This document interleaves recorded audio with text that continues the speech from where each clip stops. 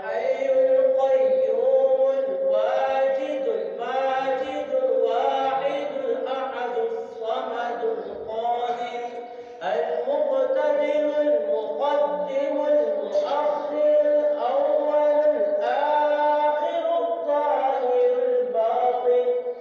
الوالي المتعالي البر التواب المنتقم العفو الرؤوف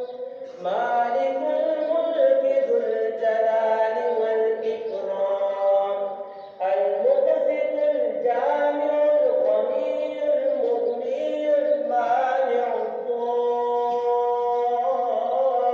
النافع النور الهادي البديع الباقي الوارث الرشيد الصبور نسألك أن تغفر لنا ولآبائنا وأمهاتنا ولجميع المسلمين ربنا اغفر لنا ولإخواننا الذين سبقونا بالإيمان اللهم ربنا يا حي يا قيوم نسألك